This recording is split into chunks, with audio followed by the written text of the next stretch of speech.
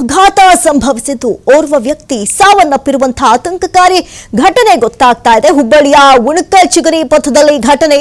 Car ಚಾಲಕ 62 ವರ್ಷದ ಗಿರೀಶ್ ಬಣವಿ ಸ್ಥಳದಲ್ಲೇ ಮೃತಪಟ್ಟಿದ್ದಾರೆ ಎನ್ನುವಂತ ಮಾಹಿತಿ ಲಭ್ಯವಾಗ್ತಾ ಇದೆ. ಬಸ್ನಲ್ಲಿದ್ದ ಹಲವರಿಗೆ ಗಂಭೀರ ಗಾಯ, ಆಸ್ಪತ್ರೆಗೆ ದಾಖಲು. ಗಿರೀಶ್ ಇನ್ನು ಸಾವನ್ನಪ್ಪಿರುವಂತಹ ವಿಚಾರ ಗೊತ್ತಾಗ್ತಾ ಇದೆ. ಧಾರವಾಡ ನಗರದ ಸರಸ್ವತಪುರ ನಿವಾಸಿ.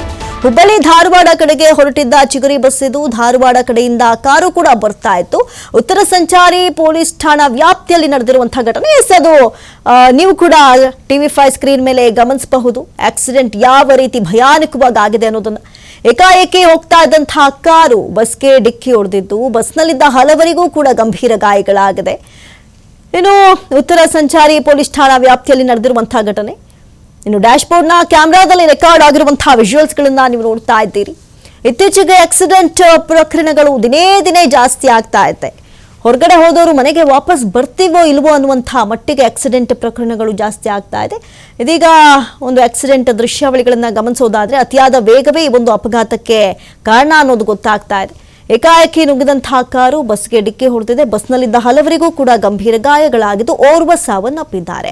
ಹುಬ್ಬಳ್ಳಿಯ ಉಣಕಲ್ ಚಿಗರಿ ಪಥದಲ್ಲಿ ನಡೆದಿರುವಂತಹ ಘಟನೆ ಇದು. ಕಾರು ಚಾಲಕ ಗಿರೀಶ್ ಹೊಡೆದಂತಹ ಡಿಕ್ಕಿಯ ರಭಸಕ್ಕೆ ಸ್ಥಳದಲ್ಲೇ ಮೃತಪಟ್ಟಿದ್ದಾರೆ. ಗಿರೀಶ್ ಬಣವಿ ಅಂತ ಗುರುತಿಸಲಾಗಿದೆ. ಬಸ್ನಲ್ಲಿದ್ದ ಹಲವರಿಗೂ ಕೂಡ ಗಂಭೀರ ಗಾಯಗಳಾಗಿ ಆಸ್ಪತ್ರೆಗೆ ದಾಖಲು ಮಾಡಲಾಗಿದೆ. ಧಾರವಾಡ ನಗರದ ಸರಸ್ವತಪುರ ನಿವಾಸಿ ಅಂತ ತಿಳಿದು ಬಂದಿದೆ ಗಿರೀಶ್ ಎಂಬುವವರನ್ನ.